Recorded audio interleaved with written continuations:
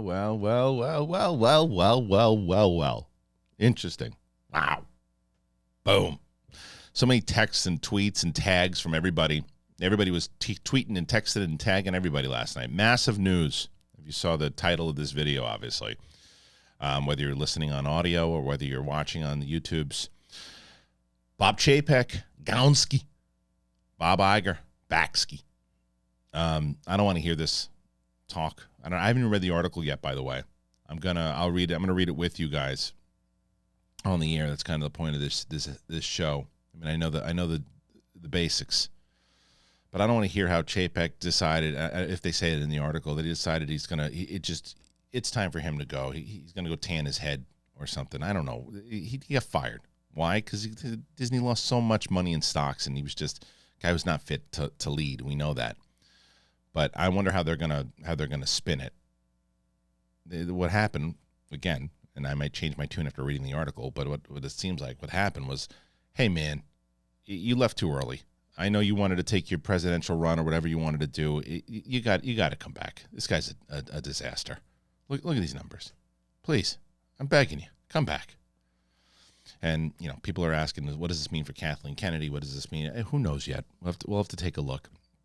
And we'll get into it. We'll get into all of it through the article. Now, because of that, I don't know how many other topics I'm going to be able to cover today.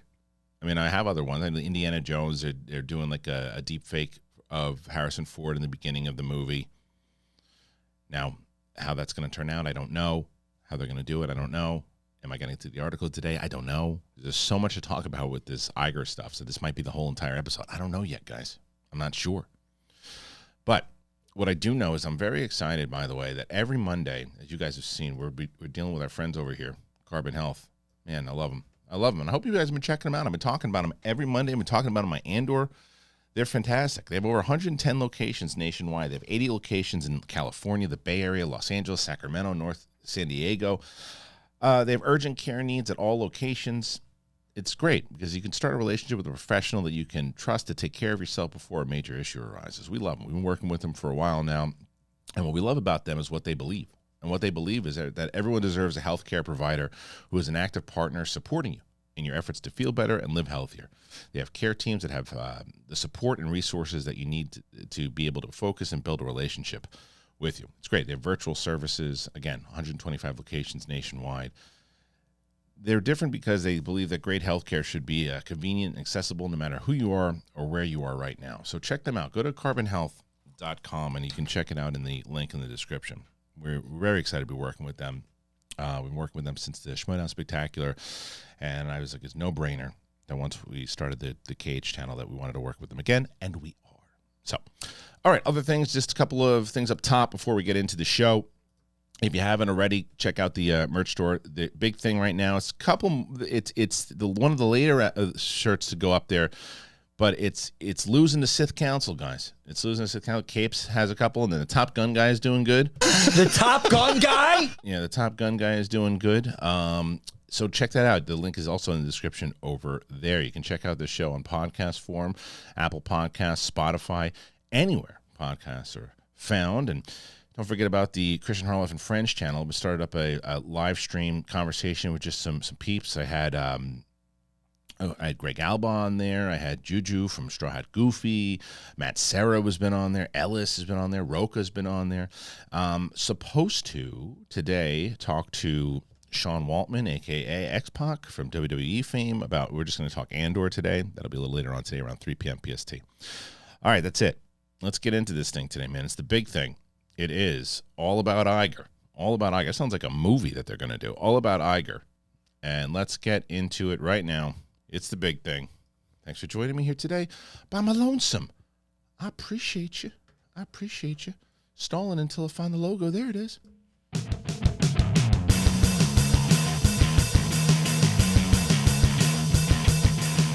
What's going on, everybody? Welcome back. Big thing. And this is a big thing. Holy crap, this is a big thing. It's a massive thing. It's one of the biggest stories to drop. It's like all these things that keep dropping. The James Gunn story not too long ago. And people are asking me why I didn't do a news piece last night when it dropped. Well, there's a couple of reasons. One, this is a massive, massive story that I'm probably going to talk about for more than like 15 minutes. Two, I wasn't moving last night. I wasn't moving. God bless the people who are running around making the videos last night. I couldn't do it. I was watching. I watched Disenchanted with the family, which is another reason. I don't want to say, "Hey, sorry, kids, sit here and watch the squirrels sing. I'm gonna go do a video about two old dudes." No, I didn't do it. That was part one. Then part two is, well, why didn't you do it when the kids went to sleep? Because I was finishing Dark. I finally finished it. So those people who don't know, I've been watching Dark. If you're brand new to the channel. By the way, if you're brand new to the channel, I didn't ask you that before. Hey, I want to check this guy talk about the Iger situation. And he hasn't said shit yet. Well, subscribe, and then we'll get into it. That's what I'm waiting for. I'm waiting for you guys to subscribe to the channel. But I finished Dark on Netflix. What a great show. Holy shit, that was a good show. The third season was getting me a little nervous because it's the most dense. And you'll definitely, I got a little confused here and there. And then it all made sense once you get to the end of it. But I was like, well, wait, that person did that and that and that. Wait, huh? What? Huh? And especially with the subtitles. But when you see how it concludes, I thought it was a great conclusion. It really felt like a 3-season movie. The whole thing just seemed like a big movie. And the way that it ended, I was satisfied. A lot of times these shows, they can't deliver on the season finale. And I thought 3 seasons was perfect. I remember originally I was like, oh man, 3 seasons, they cut it short. No, it was lined up. And the inevitable question that you probably have already started writing in the comments section. Well, have you checked out their new series, 1899? Not yet. Just finished Dark. But I'm going to get into 1899. I'm hearing it's easier to binge than Dark. I don't know. I binged a lot. I mean, I watched a lot of Dark. I mean, I finished when I started talking about the show 3 weeks ago. Finished it. Done. Finito. Speaking of finito, let's talk about this story, man. Bob Iger is back, ladies and gentlemen. He's back as CEO. Bob Iger. Let's get into this. We're gonna go right into it. I'm gonna read it down. We'll stop. We'll talk. A bunch of different things. This kind of hit out of nowhere last night. People are losing their minds, as they should be. This is a crazy story, man. Has some deadline. Big story. Who broke this story, by the way? I think this is Dominic Patton and Dade Hayes. Are they the ones who broke it? Seems like it. I don't know. Maybe they did. We'll find out in a second. After less than a year in retirement, Bob Iger has returned as the CEO of the Walt Disney Company. A year. This guy, Chapek, ate it after a year. Don't give me. I can't wait to hear what the excuse is. Just say the excuse. Why is he leaving? Because he stinks. He stinks. Even that stupid comment he made not too long ago about how animated is just for kids. People, kids go to sleep. Nobody watches animated. What are you talking about? Dumb thing to say. Anyway, after less than a year in retirement, Bob Iger has returned, and the company's board has sent out a notice that Bob is back. A recently upped Bob Chapek is out. I'm deeply honored to be asked to lead again this remarkable team with a clear mission focused on creative excellence to inspire generations through unrivaled, bold storytelling, a.k.a. Chapek fucked up. Iger wrote tonight in an email. He wrote an email. He said, I'm creating the email. It's basically it's when the guy that you choose to help you out and let you retire fucks up. It's called an email. Having handed over the baton as CEO in February 2020 to Chapek, a stunning move onto itself at the time, and then serving as an executive chairman until the end of 2021, Iger will be a CEO for a second time for the next 2 years, the company says. His mission will be including identifying a successor, something Iger had a difficulty doing while commanding the troops the last time, postponing multiple plans to step down during his 15 years in the top job, the final stage of a 47-year run at Disney. Right. The board has concluded that as Disney embarks on an increasingly complex period of industry transformation, Bob Iger is uniquely situated to lead the company through this pivotal period, said board chair Susan Arnold in the official announcement. Just a couple of weeks after a rougher-than-expected quarterly earnings report by the company. Yeah, I mean, right? Once an overachiever, buoyed by success in streaming, Disney stock has recently sunk to a multi-year low after executives warned of weak revenue and profit gains in the year to come, and also hefty expenses for streaming. The company's shares have lost roughly 40% in 2022 to date. Gross. In the email to employees, Iger said he shared the news of his return with an incredible sense of gratitude and humility, and I must admit a bit of amazement. Providing no details on the rehire that came together very quickly over the past few days, the once and now CEO added that Disney holds a special place in the hearts of people around the globe thanks to you and your dedication to this company and its mission to bring joy to people through storytelling and inspiration to every single day. The communique did acknowledge Chapek, with whom Iger reportedly had a rocky relationship with the transition of power. Given the considerable turbulence expected by Disney since Iger left the corner office, and also given his well-earned reputation for being as smooth and diplomatic as a leader as Chapek could be awkward and a blithe one, Iger was repeatedly asked if he would consider an encore. He always steadfastly refused, recently citing his new phase as an investor and industry observer with a lot more time on his hands. At 71 years old, though, he is certainly not what is considered automatic retirement age in a business sector when many CEOs are active into their 80s and beyond. Rupert Murdoch, coincidentally one of Disney's largest shareholders, is 91 and still chair of Fox Corp and executive chair of News Corp. I don't miss my job, Iger declared during a September sit-down at the Code Reference. Retirement is great. Yada, yada, yada. I have a vastly different life than before, much more air in my day. No one ever took Iger's denials all that seriously, considering that he was a top executive who had defied skeptics, including on the company's board when he took over for predecessor Michael Eisner and then gone to preside over the acquisitions of Pixar, Marvel, Lucasfilm. His crowning M&A deal was the $71.3 billion purchase, the most 21st Century Fox in 2019, a transaction whose potential value is still in the process of being unlocked. Watch this space, though, as Avatar sequel grosses come in next month, and Disney's option to buy out Comcast Hulu stake is exercised. Chapek joined Disney in 1993 after a stunt in the advertising business, going on to the company's home and entertainment and parks division before surprising most in the entire media and entertainment industry by getting the nod to become CEO. Kevin Mayer, who had steered strategic planning and then overseen the company's streaming efforts and the successful launch of Disney Plus, was seen as a more likely successor than Chapek. Mayer wasn't the only heir apparent to get passed over. Tom Staggs, who was a top exec at the designated CEO in waiting, was eventually cut loose by Iger before his coronation. Mayer and Staggs, their relationship forged in the fires at Burbank, now run Candle Media, an investment firm backed by private equity firm Blackstone. Okay. A lot to keep going on here. As COVID swept across the world in 2020, Chapek managed to keep Disney from disaster despite the complete closure of theme parks, movie theaters, and live sports, gradually winning the guarded confidence of investors. He had rougher sledding over his final year in the top job. The company was facing an increasingly expensive and difficult slog in streaming, though Disney Plus continued to be a growth engine. Chapek also presided over the explosive situation in Florida involving the company efforts to head off the state's Don't Say Gay legislation. The company's opposition to the bill led to retribution by Governor Ron DeSantis, who mocked the company as a woke Disney, prompted waves of negative attention from conservative media.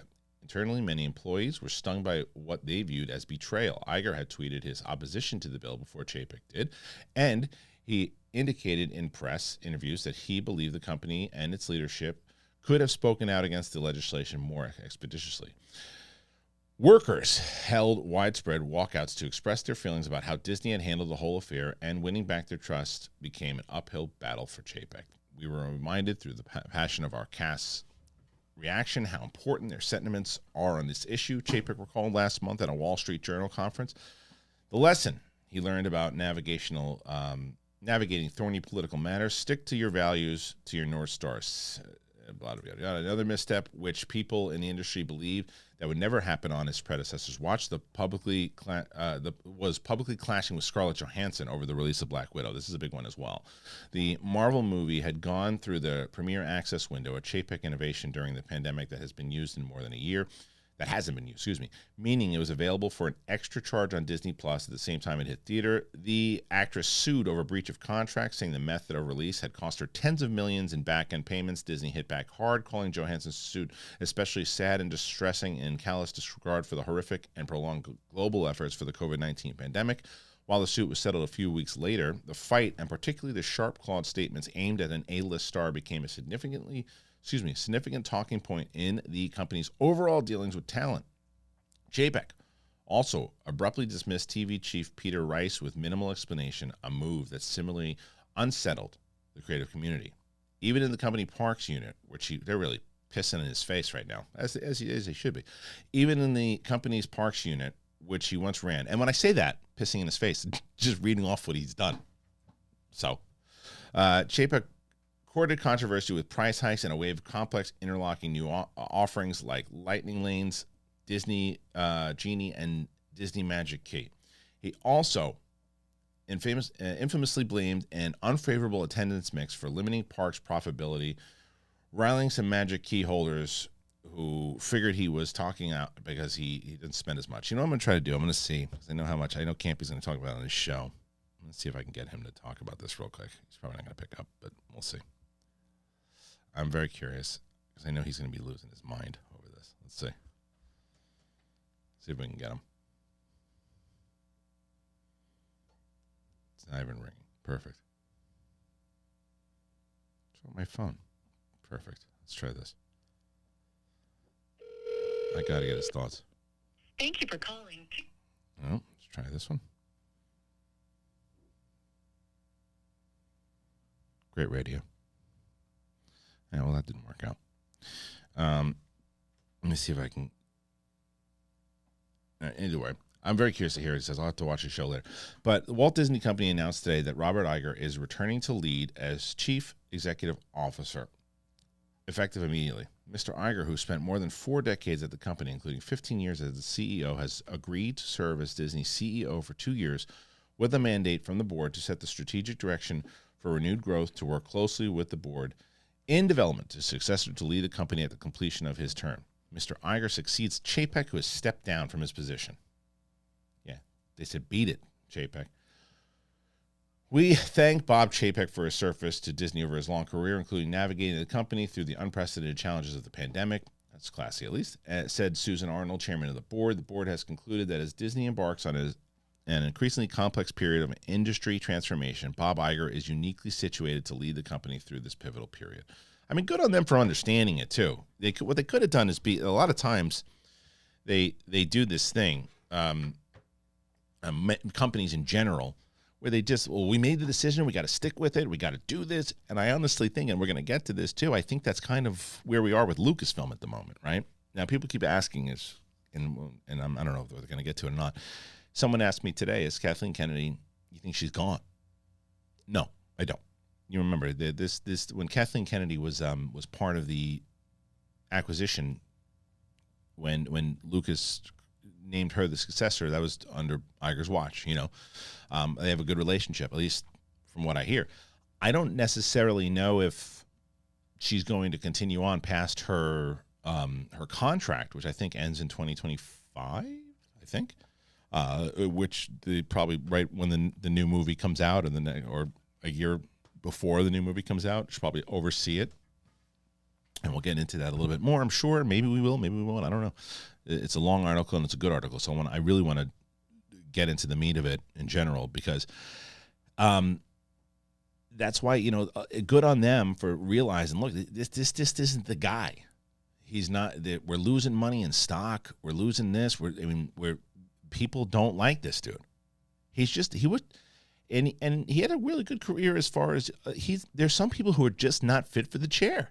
And you look at like Game of Thrones, when you look at it, there's just some people who just think they can be king, but they're just not fit to be king. They don't have that thing. Bob Iger has that thing. I had met Bob Iger once, and he just carries this thing about him where you're just like, that's the guy. Like, that's the guy.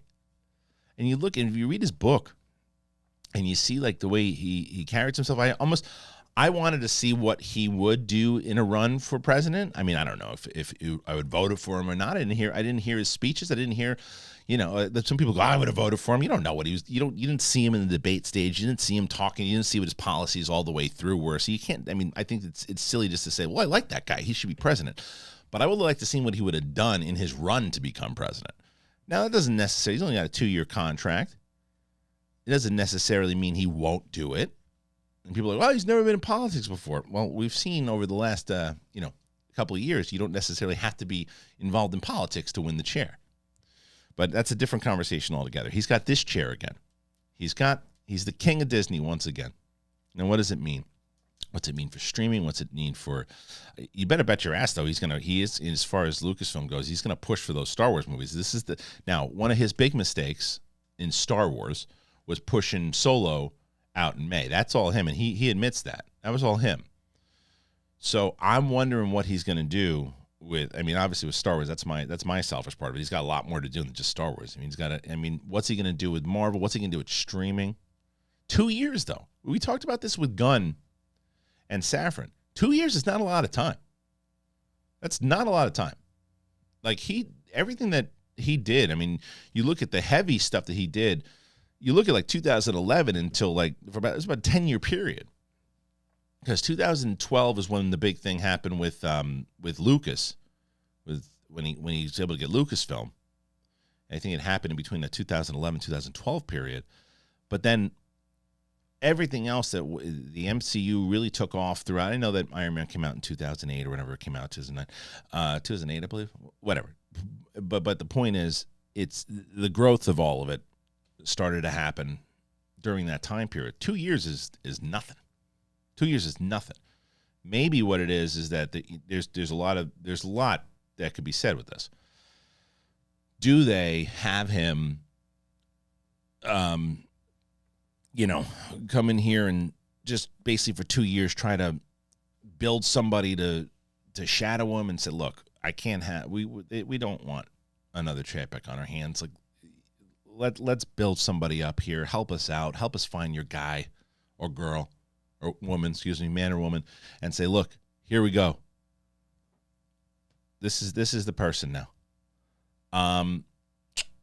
But it could also be like, hey, come in for 2 years, see if, maybe there's a couple more things you need to do, and then we'll re-up you. Come on in, please. Stick around for a little bit more. Hold off on that run, and we'll see. Very curious. Let's get back into this article, man. Like I said, this is gonna be the show, and I'm cool with it because there's so much. This is a massive story. I'm so excited to see what the hell this guy's gonna do again. All right, back to it. Mr. Iger has the deepest respect of Disney's senior leadership team, most of whom he worked closely with until his departure as executive chairman 11 months ago. And he's greatly admired by Disney employees worldwide, all of which will allow for a seamless transition of leadership.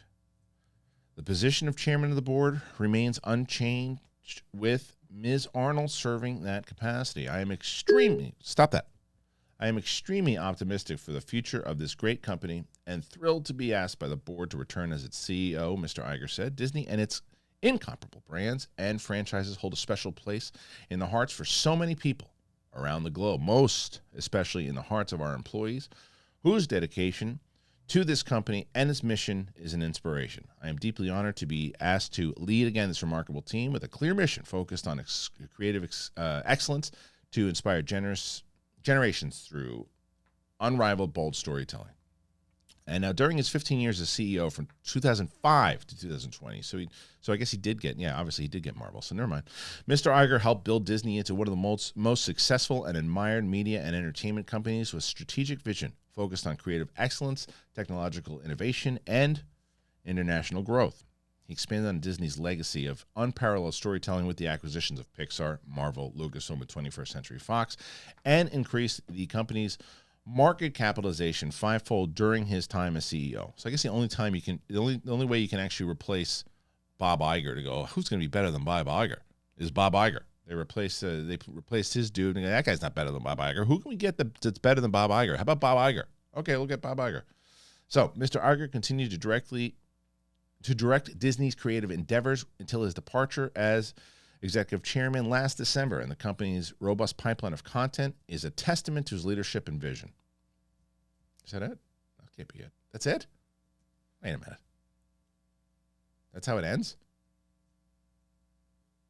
That's a weird way to... That's how the freaking ends? How the hell did that end? Stupid. That's the way it ends? Okay. Let's see what they say on Dark Horizons. It can't be right. See if there's anything else. This is over at Dark Horizons now. No. The news comes a couple of weeks after a rougher than expected quarterly earnings. We knew that. Email from Bob Iger. We got that. I guess that's it.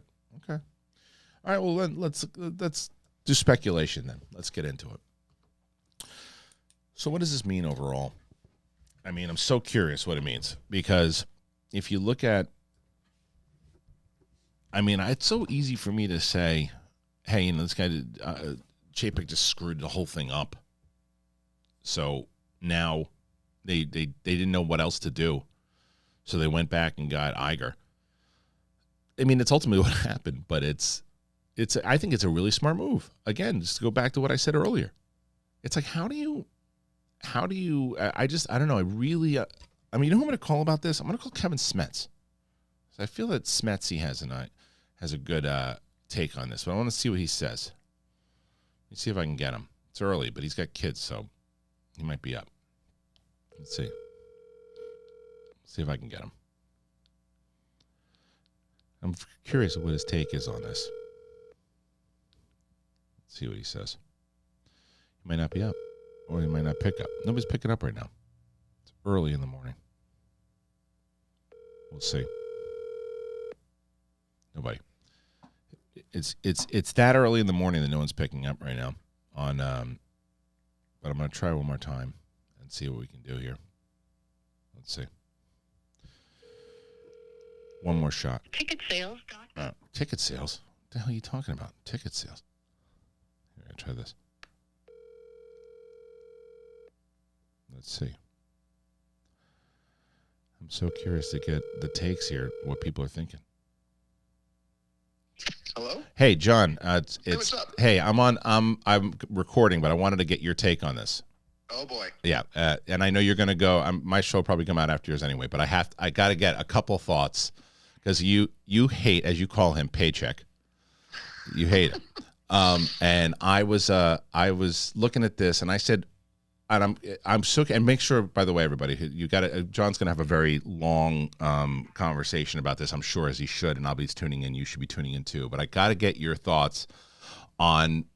I like the fact that Disney didn't do what a lot of companies do, and a lot of companies will say, "Hey, you know what? We're going to stick with this guy. We made the decision. Let's just see what he can do." They said, "This guy's losing us so much money in stocks. He's done this. He's not a good leader. He says things over and over. Get lost. We're bringing back the guy." So, what are your thoughts on this? Because I'm sure you're having a party. I almost wept tears of joy when I heard. Now, look, let me be very, very clear.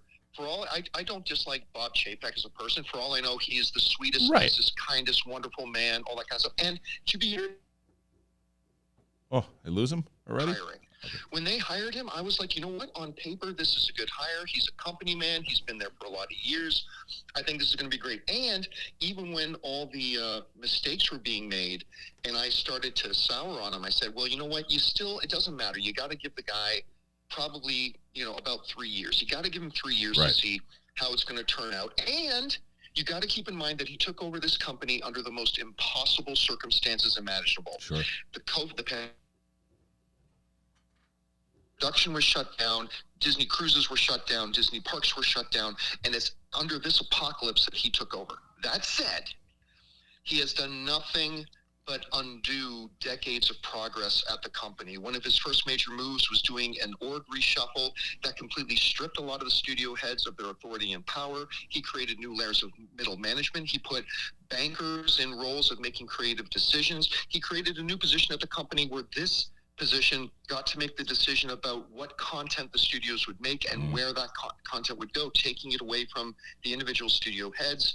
The whole stuff with Scarlett Johansson Right. was a giant mess. Right. Decisions to, decisions to take Pixar films from theatrical release and dumping them on Disney Plus, and whether you want to get into Florida stuff as well, which was very unpopular with his own employees, to the recent overreaction. We saw that just last week he made this big announcement about how they were cutting spending on marketing, production, staff, travel, like all these types of things an overreactionist does rather than somebody who tries to plan ahead and be prepared. Right. And here's the thing. I guarantee that within the next 6 months, we're going to find out about another issue, because this happened very suddenly. They had just renewed his 3-year deal. It was just renewed. Wow. And so, whether I've heard some whispers about what it might be, but I have nothing to back it up with, so I won't even say it. But it's clear something else happened that had to call what they are defining as an emergency board meeting, where they made the decision to relieve Bob. Like, you don't do that. You don't renew the contract of the guy what was it, a month or two ago? I can't remember. Yeah. But if you were already planning on showing him the door, but I mean, it had to happen. The stock was dropping. Yeah, there's just too many. There were too many moves that were happening that you were like, okay. But you say something very interesting. It's one because it was pretty known that Iger had publicly kind of said a couple things and made public statements before Chapek did when he wasn't even in the damn seat. Right. And he would address things and he would say things. And it was kind of whispered that Iger was not a fan of anything Chapek was doing. So you got to wonder also if Bob Iger, and I mentioned this very similar to like Game of Thrones. There are some people who are just not fit for the throne. Right. And Iger always had the influence and always had the stuff. So the question is, what were the conversations he was having, while this was going on? But I got to ask you this, though, too. Because now I said that, Gunn and Safran have a 4-year contract. And I said, that's really not a lot. All that's really going to do is give them the opportunity in that 4 years to put a couple things out to prove their worth. Right. And then if they want to keep the job, they'll continue on. 4 years, they'll be able to try something. 2 years for Iger. We know that what he's proven and what he's done, but 2 years isn't really that much time to do. Is he just in there to find somebody that's better than, Chapek, or is he there to say, okay, let me stick around for 2 years and maybe I'll re-up again? Well, I mean, first thing you got to understand is that for C-level executives and stuff like that, 2, 3, and 4 year initial deal as CEO of Disney, when he initially signed up, was a 3-year contract. Right. So it's not terribly unusual in the case of Gunn and Safran. With Iger, this is a this is a Michael Corleone. Every time I think I'm out, they drag me back in. Right. The dude is well past retirement age, and I think he wants retirement. I think this is going to be a 2-year limit. He's going to take 2 years. The statement that the Disney board put out was, hey, listen, we need to get our direction reset. So he's going to have 2 jobs. One is to get Disney back on track and reset their direction moving forward for the new paradigm that we live in. The second is going to be finding a new replacement. And I would argue that maybe Bob Iger's biggest mistake as CEO of Disney was hiring a Bob Chapek. Mm-hmm. But again, I can't criticize it too much, because even to me on paper, I thought that looked like a perfectly fine hire. But yeah, I think it's 2 years, and then he gets to go back to the beach. Yeah. I think it's 2 years, and then he gets to retire again. But there's going to be a lot to do in 2 years. And with Chapek, it wasn't really just 2 years. Remember, we are 2.5 months away from his 3-year anniversary of getting the job. So It was closer to 3 years than 2. So he almost got, and that's the other reason why I think that there was something else that happened that we don't know about. He was only like 2.5 months away from the expiration of his original deal. Now it's already been extended, granted, but this came out of nowhere. So I'm dying to find out what that extra little X factor was. Same. Last question before I know you're prepping for your show. So, I'm sure you're going to get it a million times over, as I already have too. Kathleen Kennedy now, right?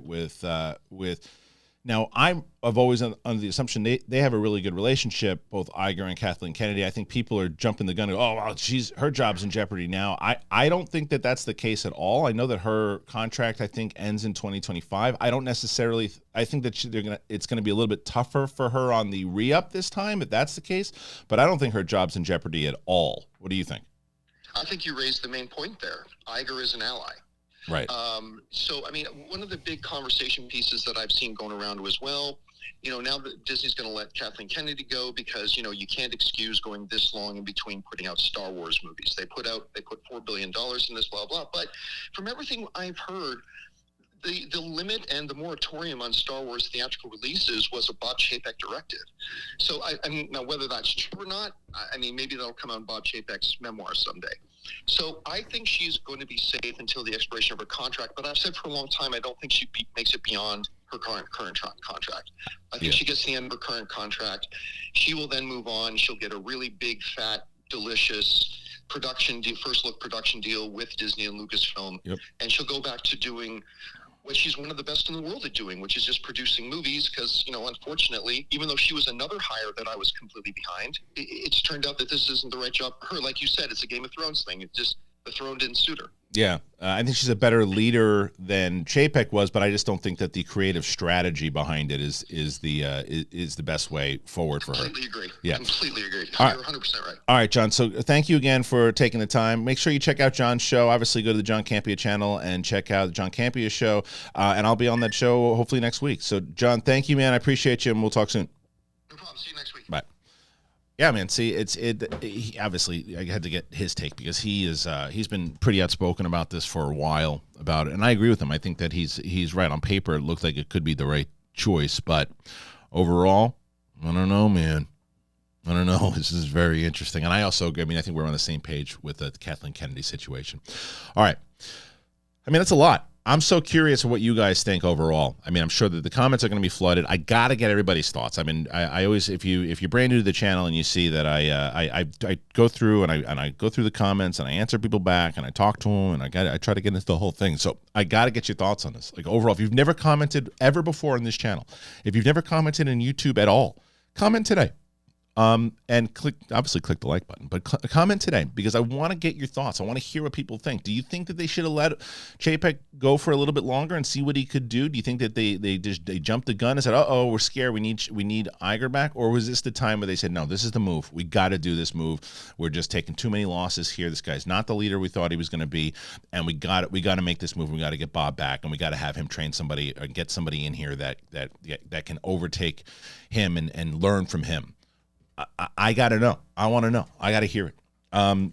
Because it's you can't be embarrassed to ask for the help. You can't be embarrassed to ask for the help. And speaking about not being embarrassed to ask for the help. Look, we all know that change does not happen without action. Whether you're looking for gains at the gym or a better experience in the bedroom, there is never any shame in showing up for yourself and for your health. So, if you are dealing with erectile dysfunction, don't ignore the issue. Instead, face it head on with Roman. Roman offers a discreet process from start to finish. You can connect with a licensed medical provider via Roman's convenient online visit. Prescription ED treatments are safe, effective, FDA approved, and used by millions of men. It's free 2-day shipping. With my link, treatment starts as low as $3.20. If you've been struggling with erectile dysfunction, Roman can help you build your confidence during sex. Go to ro.co/bigthing today for 20% off your first order if prescribed. When using my link, treatments start as low as $3.20. That's ro.co/bigthing for 20% off and treatments as low as $3.20. One more time, that's ro.co/bigthing. All right, thank you to Roman. Once again, links in the description. Check it out. And, all right, let's move over because I want to get to this Indiana Jones thing. Have to get to this Indiana Jones thing. I'm curious about it. Here it is. All right. Dark Horizons. Indy, de-aged Ford in the 5th Indiana Jones opening. So more details are emerging about the 5th Indiana Jones film ahead of an expected trailer drop within the next few weeks. As part of the Empire magazine cover story this month, the outlet spoke with director James Mangold, who discussed the new film's opening sequence, saying he used the opportunity to do something quite special. It is big shoes to fill, considering the previous 4 had some iconic screen moments. 4? Ranging from the Shanghai Poison and diamond fights in Temple of Doom to a young Indy in one of the early adventures in The Last Crusade. Mangold says, "I want the chance to dive into this kind of full-on George and Stephen old picture and give that audience that adrenaline blast." I love that. The result is a set piece that jumps 25 years earlier in the main narrative from 1969 to 1944, around 6 years after The Last Crusade. That's awesome. The opening scene also, also involves a castle swarming with Nazis and Ford made young again by de-aging technology. I have questions about that. New ILM software used a ton of archived material of the younger Ford and matched it to a freshly shot footage and melded the two to result a high-quality digital young Ford. Kathleen Kennedy adds, "We're dropping you into an adventure, something Indy is looking for, and instantly you have that feeling I'm in an Indiana Jones movie." Ford says he's impressed by the de-aging tech. "It's the first time I've seen it where I believe it. It's a little spooky. I don't think I even want to know how it works, but it works. It doesn't make me want to be young, though. I'm glad to have earned my age." What a great comment by Ford. Okay, so I buy that, but here's my question. Now, this is one of the questions I hope someone asked in an interview, or if I'm lucky enough to get an interview myself. Now, when all that stuff was going on about motion capture, performance capture, and there's a total difference, but people didn't really know the difference, so they always, if it was performance capture, they called it motion capture. Is this the same thing for like de-aging and deepfake? Is it the same thing? Is this deepfake or is this de-aging? Because there's two different things. De-aging is more so in what we've seen in so de-aging was Luke Skywalker in The Mandalorian end of season 2. Deepfake was Luke Skywalker in Boba Fett. I thought deepfake worked 1,000 times better. Now, that's not to say that the de-aging technology isn't getting better. Now, I think that they did de-aging for Stallone in that Samaritan, which was terrible. One of the worst de-agings, I think. It looked like the freaking Scorpion King, for God's sakes, in 2001 or whenever it was. And that can't happen anymore, and it did. Now, there's other stuff. Now, you look at, I still think, and people don't talk about it as much anymore because it's from 2015, but, or I think 2015, Ant-Man, the Michael Douglas, either de-aging, I'm pretty sure it's de-aging, that looks great. That looks great. I'm about to watch Guardians 2 again, and because I'm doing a rewatch with my daughter on the MCU, or me rewatch, her first time. And I remember the Kurt Russell one being pretty good. But the technology gets better and better, no matter what it is. It gets better and better and better every time. So I don't doubt that the de-aging could get better. I'm just curious if it's de-aging and deepfake. They brought in the deepfake guy at Lucasfilm. Why wouldn't you use him? Is what I'm curious about. So I wonder, is it deepfake or is it de-aging? Either way, I like that we're doing that. I think that's a great idea if it works and you have the technology to do it. But it also starts to ask another question. It also starts to ask another question. If it looks really good, if it looks really, really good, and they're able to do it, do we see a young Indiana Jones in that TV show that they're talking about, whether it is about Abner Ravenwood or not? That's the big question. Is you don't really need to recast anymore. You just get somebody, whoever you got to play young Indiana Jones in this movie, and then you're going to de-age him anyway to Harrison Ford. Do you do that? There are tons of people who could do his voice and not just an impression, to do a performance. I'm looking at Jamie Costa. I'm looking at Anthony and Gruber. And yeah, they do impressions, but they also do performances. And if you needed his voice to do it, and look, they've got this program now where they're doing the thing with the voice. Now, I don't think that the thing with the voice works yet. I think that they're really far away from that, although I thought it worked for Vader, but Vader has a mechanical thing about him. So for people who don't know what the fuck I'm talking about, it's essentially deepfake for voices, right? Where what we're able to do now, or what they're able to do now is like Luke Skywalker. That was Mark Hamill's voice, but it wasn't Mark Hamill doing the actual dialogue. It was they pumped in his audio, and then they had this program that was able to use his voice and do it. And I think that Luke Skywalker stuff sounded too, okay, Grogu, you are going to be doing this. He didn't have any emotion to him. Now Vader sounded great. Young Vader, young James Earl Jones. That's the way you do Vader from now on. And they even said that that's what they're going to do because it works. It's mechanical. It works. Now, I'm not saying that they're not going to fix this down the line. They very well could. And maybe that's how you get, Harrison Ford. But I think that you can get people to do his voice and get the actual emotion out of it. Once again, I'm looking at Jamie Costa over here. All right, let's see. Is there anything else to talk about before we call it a day? Because there's a lot. Bruce Campbell, Steven Skull. Oh, yeah, I wanted to talk about this. Where is it? So, the movie She Said came out over the weekend, and it didn't do very well. And apparently it's a great movie. It's a very important movie, obviously, but it did very poorly at the box office. And so this is from, I think, Garth Franklin? Yes, at Dark Horizons. Part of the reason cinema seemed to be in the doldrums these days isn't so much about blockbusters dominating the multiplexes as much as the counter-programming and adult fare struggling to be commercially viable in the streaming age. Universal Pictures just released She Said, which follows two New York Times journalists who helped expose Harvey Weinstein's decade of sexual harassment and assault, scored very solid reviews, and has been the subject of awards chatter. However, it bombed on opening weekend, taking an utterly dismal $2.2 million this weekend. That's less than half of predictions a week ago and makes it one of the worst results in history for a wide theatrical release for a major studio. As with any high-profile flop, questions are now arising as to about who and what is to blame. Sean Robbins, chief analyst with Box Office Pro, tells Variety that political and economic reality seems so bleak right now that people are looking for lighter fare. It's a tough sell. People are looking for escapism right now. Even adult audiences are looking for something that takes them away from reality. I think that is a very, very, very good take and one of the main things, 100%. The issue may lie in the general audience's indifference for getting out to the cinema to see Prestige for these days.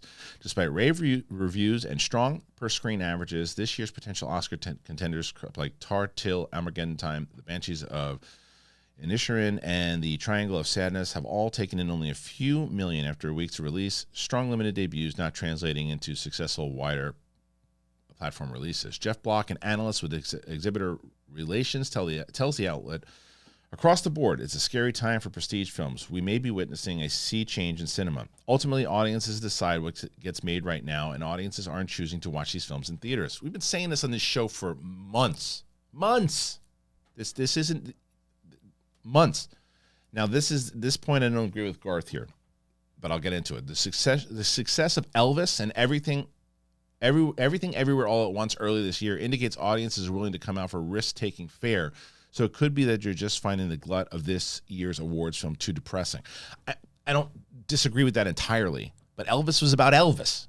I mean, it's Elvis. So you're going to have that audience, and Everything Everywhere All at Once is a time travel kind of sci-fi crazy film that's just so different.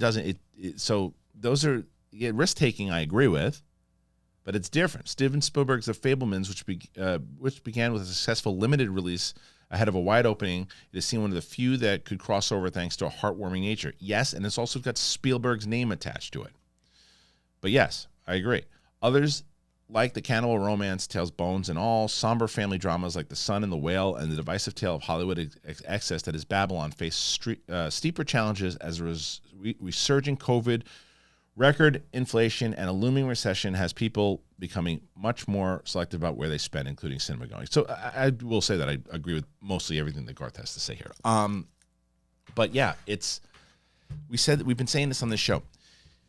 Streaming changed the game tremendously. You used to put, and you would put movies in the theater, independent movies and smaller movies in the theater, and hoping that they could make some stuff off your smaller budget, right? But that's because options were so much more limited back then too, and you didn't have a place to put these movies except the theater when you made them. The smaller independent movies now, movies like this, and even big blockbuster movies now are getting. Like, look at Disenchanted. That movie was made for Disney Plus, which I actually think that movie could have probably had a nice little for families. I think that movie could have done okay in the theater, but they took a chance and made it Disney Plus. But that's a movie like and you look at, and so the other day, and this is a point. There are movies that take that shot outside the superhero big IP big blockbuster stuff. Like you look, even Top Gun is a big blockbuster movie, and you can understand obviously why that movie's in theaters. But there's movies outside the box, inside of like the romantic genre, that still should come out in theaters because they'll do well. Look at that. Sandra Bullock had a movie that came out, and I enjoyed the movie. You know, I thought it was fun. I just watched. You guys know I'm a big Julia Roberts fan, and George Clooney with this Ticket to Paradise. Terrible. I mean, it's terrible. I saw it get like 68%. That is generous, and these two just went on a vacation, and I love the both of them, but it's terrible. It's not funny. It's badly directed. It just seems like everybody's on a vacation, right? And I looked and I said, well, how much did this movie cost to make? Didn't cost that much to make. I said, well, how much did it make worldwide? And it made like $300 million or something like that, 225, whatever the hell it was. It made money, and I was like, I get it why it still makes money. I get why that movie would make money. This movie, as important, she said, as important as it is, I agree completely with the assessment that who's rushing out to the movie theater to go see that right now because of the fact that you see this type of stuff, and it's such an, like, again, not devaluing what it is. If it's as good as everyone says it is, it should be paid attention to. It should be nominated. It should be listened to, but it should be on streaming. And maybe they just wanted to get it, out there so it could get award nominations and maybe put it on even more of a limited release. But to put it at such a big, wide release, why would they think that people are going to rush out and flock out to see that and put the marketing into that, where that's not the type of movie, especially for your audience? Like, yes, people care. I mean, a lot of people, obviously, what I hope they don't see with that is that, no one saw this in the theater, so maybe people just don't care about this stuff. That's not the case. Certainly not the case for me. It's not a movie that I'm rushing out to see because of that. What they said. It's not. Let me return that. I wouldn't rush out to see it in the theater. I very much want to see it when I have a chance to see it on whether it's a screener or whether it's on streaming assets, because I think it's something I want to see. But it's also something that I can go watch and go, whew, in the same way that like Spotlight, right? Spotlight's a movie that comes out in the theater, does decent. If Spotlight comes out today, I don't know if it does well. I think Spotlight's another one you go, just so you got to take a walk and you got to take a breath afterwards. Just like, the fact that people could do this. Good on the people who actually discovered it and went out there and did it, but like to go in the theater in 2 hours, like I just saw, and I can't really talk about it much, but I saw Strange World with my 5-year-old, right? And it was a Disney movie. It's like, my initial reaction to it, which I have to release, still I recorded it and release it yet, but it's for her, she's watching a big movie on the screen. For me, I'm like, whatever, watched a movie. And I like that sometimes. I'm like, I just watched a movie. That's not this. And it's hard to do now because I agree with what they said. The game is changing tremendously, and streaming has changed, but it's also trying to balance of like, we know what we did. We know we want to get the attention to this, and we also know that we want to try to get award nominations because we want more attention to it as well, which I understand. But a wide release, I think that was a bad move. I think they should have done limited release. They should have done enough of a limited release to where, I don't know, maybe it just cost, probably because the budget was too high. That's probably another reason. The budget was probably way too high in this movie. I think people overspend now. And you gotta spend in a way where it's like, okay, look, we need to make X amount of money back in order to make this. Is this the type of movie people are going to flock out to see and eat popcorn and watch it and go? Because that's the type of thing you need in order to spend that kind of budget. I don't know. It's a bummer because, like I said, I think it's a very important topic and it's a very important thing. How many people are going to rush out to see that in the theater? Anyway, lot went down in this episode, man.